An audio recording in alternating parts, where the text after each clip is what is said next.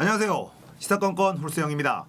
자, 이번에 다룰 이야기는 미통당 지지율 폭락, 내부 분열이 시작됐다 이야기입니다.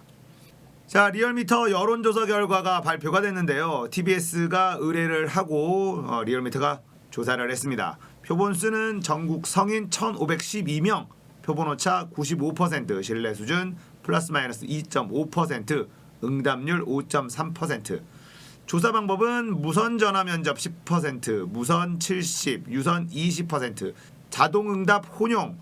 조사 기간은 2020년 8월 24일부터 26일까지입니다. 더불어민주당이 41.3%, 그리고 미래통합당이 30.3%. 두 자릿수 지지율 격차가 벌어졌습니다.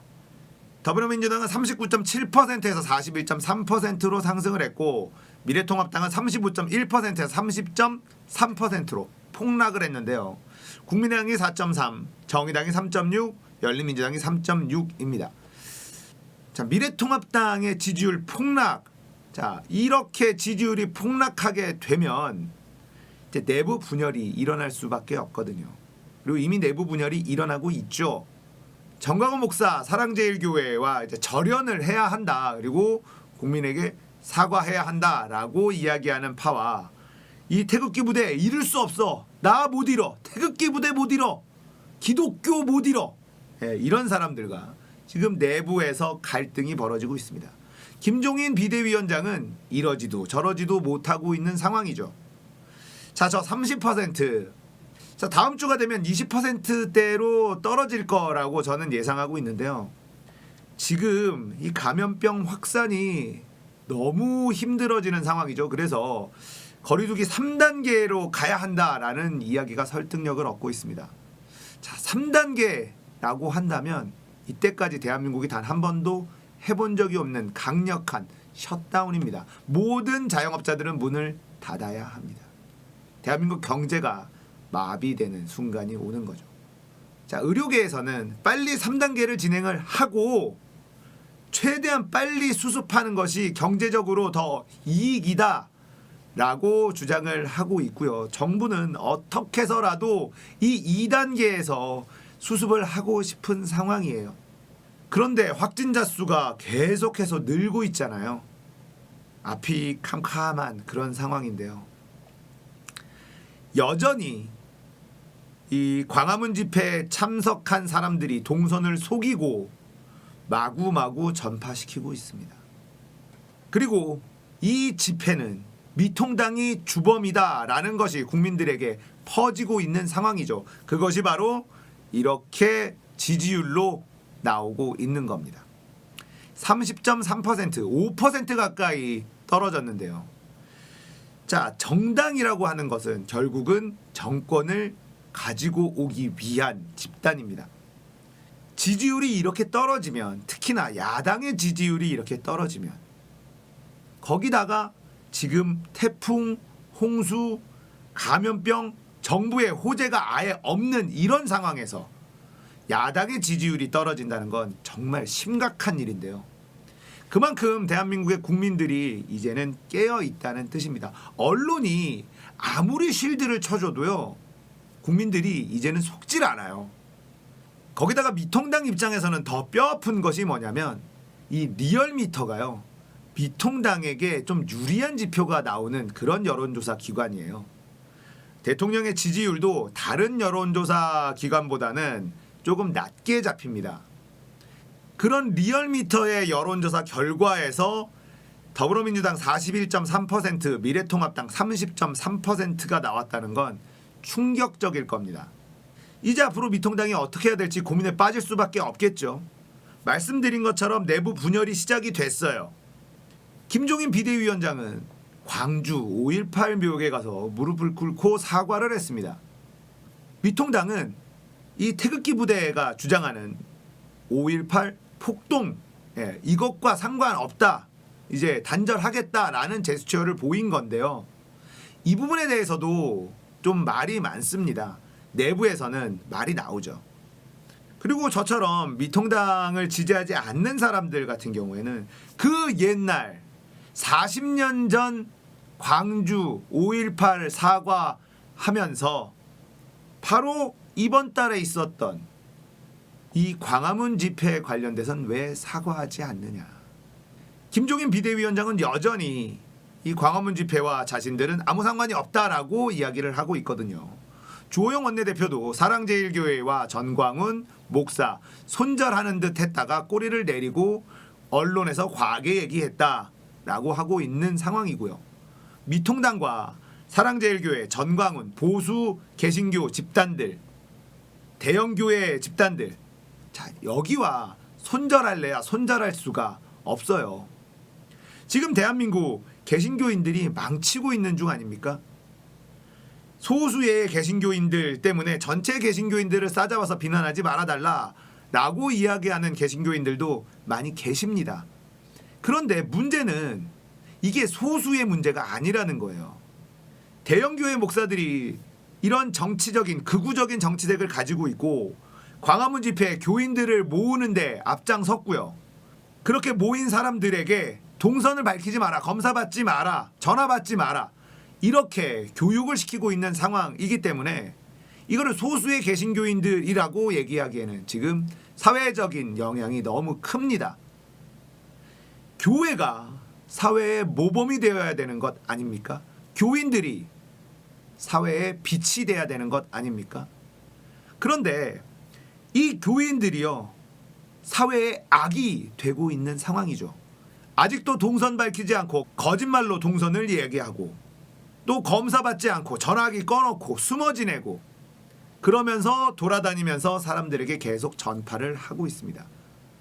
교인들이면 복음을 전파해야지 왜 병을 전파합니까? 자, 이렇게 개신교인들이 지금 사회의 악이 되어 있는 이런 상황에서 미통당의 지지율이 떨어진다는 것은 바로 국민들이 이 보수 극우 개신교와 미통당이 한 몸이라는 것을 알기 때문입니다.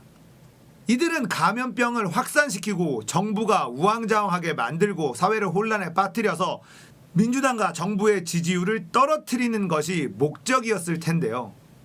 결과가 정반대로 나와버렸어요. 그만큼 대한민국 국민들이 이제는 바보가 아니라는 겁니다. 문재인 대통령 국정수행평가, 문재인 대통령의 지지율도 긍정평가가 49.4%, 부정평가가 46.6%로 골든크로스 이렇게 표현하더군요. 긍정평가가 높게 나타났습니다. 49.4%의 지지율은 진짜 어마어마한 겁니다.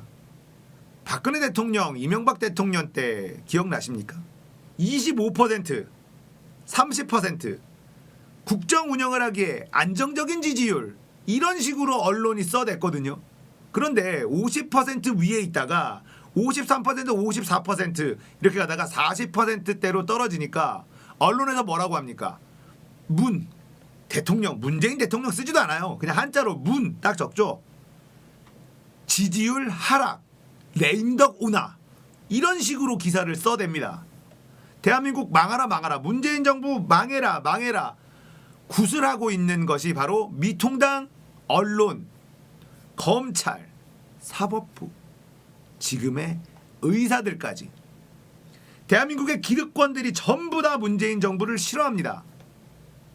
왜 싫어할까요? 이들의 기득권을 해체시키려고 하고 있기 때문에 기득권 세력들이 길길이 날뛰고 있는 겁니다. 기득권이 해체가 된다면 누가 이익을 보게 될까요?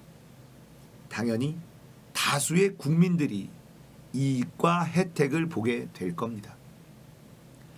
그렇기 때문에 우리는 흔들리지 않고 문재인 정부를 지지하는 것이 옳다라고 생각합니다. 문재인 정부가 기득권을 지키려고 하거나 다수의 국민들보다 소수의 기득권층을 지키려고 한다면 그때는 비판해야겠죠. 하지만 이 상황을 잘 보시면 문재인 정부가 어떤 방향으로 가고 있는지 우리가 알 수 있어요. 언론들이 막 공격합니다. 지금도 끊임없이 공격해요. 미통당, 검찰, 사법부, 의사들까지. 서울과 지방의 의사 비율의 불균형 이걸 해소하겠다고 한 걸 가지고 남의 목숨을 걸고 진료 거부를 하고 있습니다. 자, 오늘은 세브란스 전공의들, 응급과의 세브란스 전공의들이 사표를 냈다라는 뉴스가 났군요. 사표를 내지 마시고 의사 면허를 반납하세요. 사표를 낸다라는 건 다른 데 취업할 수 있다는 뜻 아닙니까? 의사 면허를 반납하세요. 그러면 자신들의 기득권을 위해서 수많은 환자들의 목숨을 볼모로 이런 싸움을 벌이는 건 정말 비열한 짓입니다. 의사협회 최대집 협회장은 젊은 의사들에게 내가 감옥에 갈 테니 끝까지 싸워달라 이렇게 이야기를 했습니다. 어디서 많이 들은 얘기죠? 정강훈 목사가 이런 얘기 했었거든요. 내가 감옥에 갈 테니 열심히 싸워라. 법은 대신 감옥 갈 수 있는 게 아닙니다. 전공의가 법을 어겨서 잘못했다면 법을 어긴 사람이 감옥을 가게 되는 겁니다. 누구 마음대로 대신 감옥에 가네 마네 하겠습니까? 이런 게 아주 악질적인 선동입니다. 여기에 휘둘리지 마세요. 전공의 여러분들도 잘 생각해 보십시오. 국민들이 지지할 만한 건덕지가 있어야 국민들도 이 진료 거부를 지지해 줄 텐데 지금 지지해 줄 건덕지가 아예 없잖아요. 여러분들이 불만이 있다면 대안을 제시하십시오. 그런데 그 대안이 뭡니까? 정부가 제시한 거 전부 철회. All or nothing 아닙니까? 이런 상황에서 국민들이 어떻게 의사들에게 지지를 보낼 수 있겠습니까? 지금 의사들에게 지지 보내는 사람들은 문재인 정부 반대하는 광화문 집회에 나갔던 세력들 말고 있겠습니까? 그런 사람들조차도 내 가족 중에 환자가 있는 사람들이라면 당연히 의사들의 단체 행동 지지하지 못할 겁니다. 제가 느끼기에 정말 총체적인 발악이다. 이렇게 느껴집니다. 여기저기 막 들고 일어납니다. 그런데 그 들고 일어나는 것들이 하나같이 기득권들이에요. 교회가 왜 문재인 정부를 싫어하겠습니까?